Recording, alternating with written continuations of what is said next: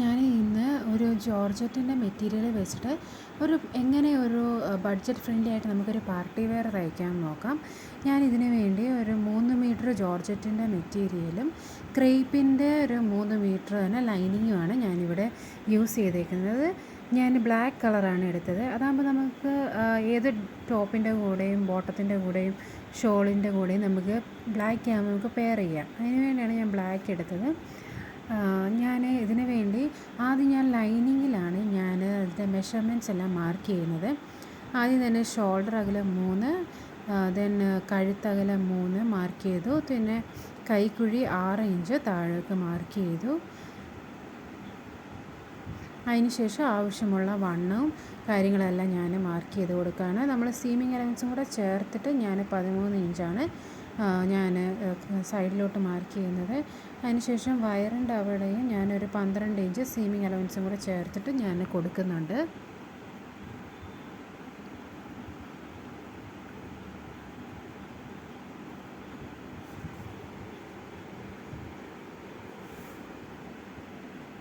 അതിനുശേഷം നമുക്ക് ഈ പോയിൻറ്റുകളെല്ലാം നമുക്ക് യോജിപ്പിക്കാം. ഞാൻ ഈ ക്രേപ്പിൻ്റെ ലൈനിങ്ങിൻ്റെ ഒക്കെ തന്നെ മാക്സിമം ലെന്ത് ഞാൻ എടുത്തിട്ടുണ്ട്.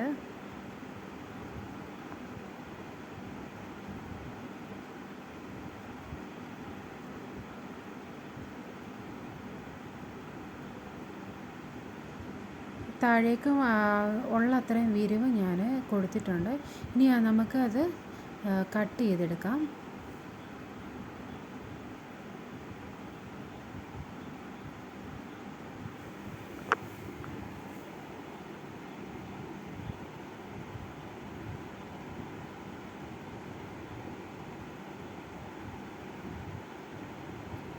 ഇനി അതിന് ശേഷം നമ്മുടെ ജോർജറ്റിൻ്റെ മെറ്റീരിയലിൽ ഞാനിതുപോലെ സ്ലീവ്സ് ഞാൻ കട്ട് ചെയ്തെടുക്കുകയാണ്.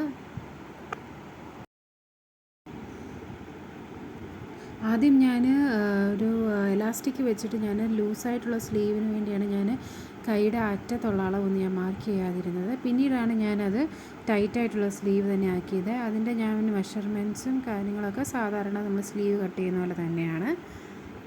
ഇനി അതിന് ശേഷം ഞാനൊരു യോക്ക് പോർഷനിൽ ഒരു വെൽവെറ്റിൻ്റെ ക്ലോത്ത് ഞാൻ കൊടുക്കുന്നുണ്ട്.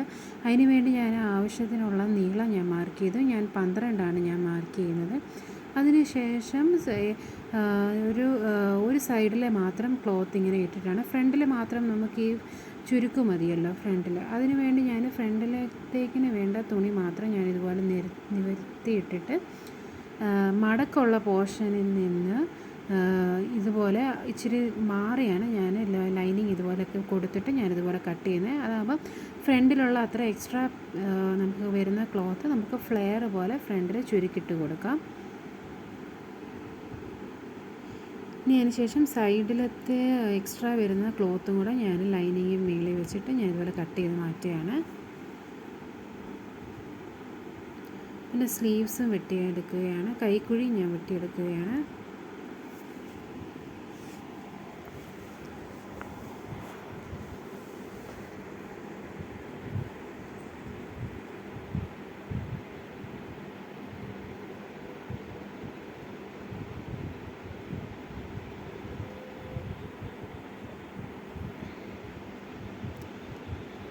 ഞാൻ കുറച്ചും കൂടെ വെച്ച് നോക്കിയിട്ട് കുറച്ചും കൂടെ നമുക്ക് വീതി നമുക്ക് കുറയ്ക്കണം എന്ന് തോന്നി. ഫ്രണ്ടിലുള്ള പീസിൻ്റെ അതുകൊണ്ട് ഞാൻ കുറച്ചും കൂടെ 3 ഇഞ്ച് ഷോൾഡറിൻ്റെ അവിടെ നിന്ന് മാറി ഞാനൊരു വര താഴോട്ട് മാർക്ക് ചെയ്തിട്ട് വീണ്ടും ഞാൻ കട്ട് ചെയ്തെടുക്കുകയാണ്.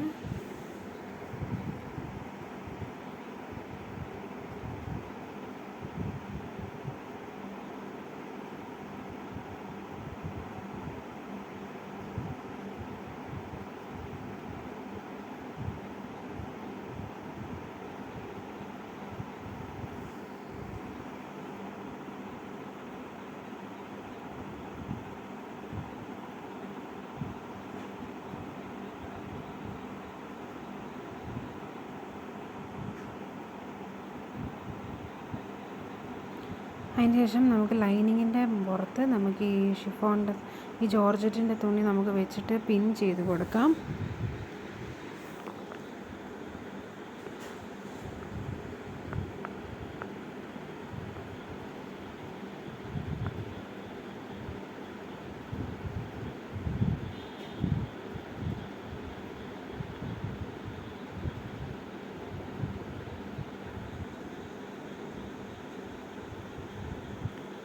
ഇനി ഒരു വെൽവെറ്റിൻ്റെ ക്ലോത്താണ് ഞാനിവിടെ യോക്കിൻ്റെ പോർഷനിൽ കൊടുക്കാൻ വേണ്ടി ഉദ്ദേശിക്കുന്നത്. അതിന് വേണ്ടി ആവശ്യത്തിനുള്ള നീളം ഞാനിതുപോലെ മാർക്ക് ചെയ്തെടുക്കുന്നു. അത് ആ കട്ടിങ്ങിൻ്റെ പുറത്ത് വെച്ചിട്ട് നമുക്ക് ആവശ്യത്തിനുള്ള നീളം നമുക്ക് ഇതുപോലെ കണ്ടുപിടിക്കാം.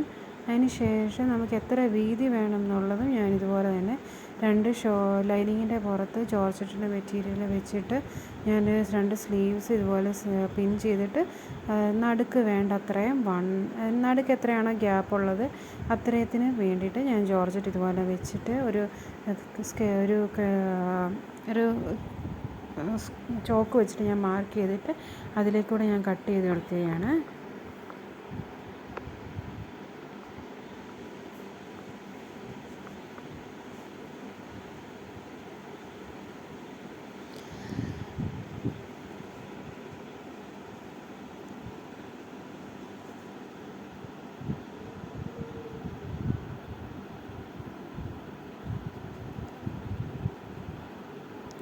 ഇനി ഇത്രയും തുണി നമ്മൾ ഫ്രണ്ടിൽ ഇത്രയും വരുന്ന എക്സ്ട്രാ തുണിയാണ് നമ്മളിതുപോലെ ചെറിയ ചെറിയ പ്ലീറ്റ്സായിട്ട് നമ്മൾ കൊടുക്കാൻ പോകുന്നത്.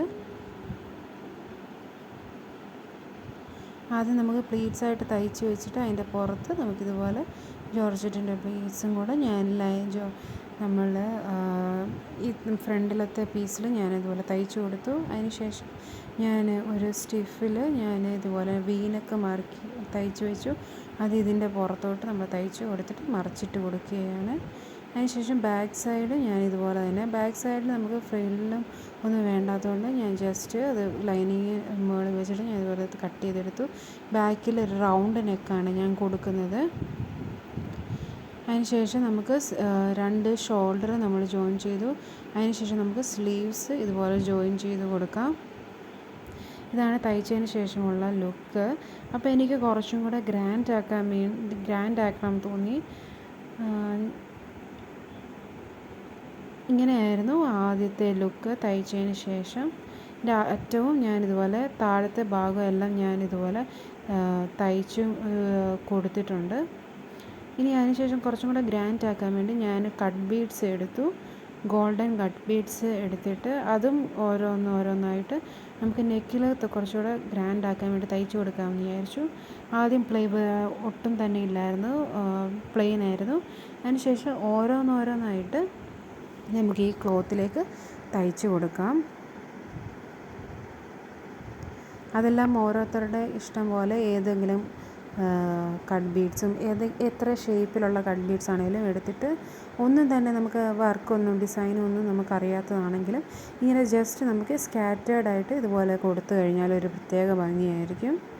ഞാനിതുപോലെ 3 ലെയർ കഴുത്തിൻ്റെ അവിടെ അവിടെ ഞാനിതുപോലെ കണ്ടിന്യൂസ് ആയിട്ട് ഞാൻ ഓരോന്നായിട്ടാണ് ഞാനിതുപോലെ കട്ട് ബീഡ്സ് തയ്ച്ചു കൊടുക്കുന്നത്.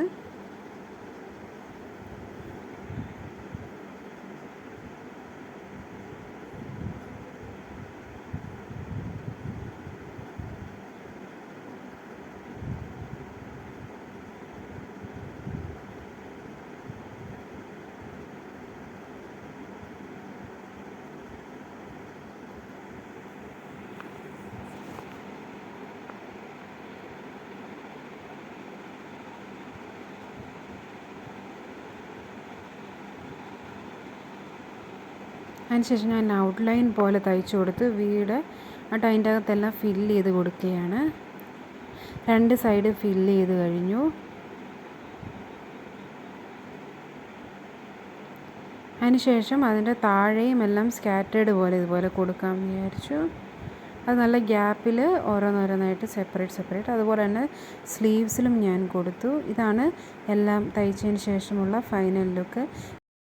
എല്ലാവർക്കും ഇഷ്ടമായെങ്കിൽ like, comment and subscribe. Thanks for watching.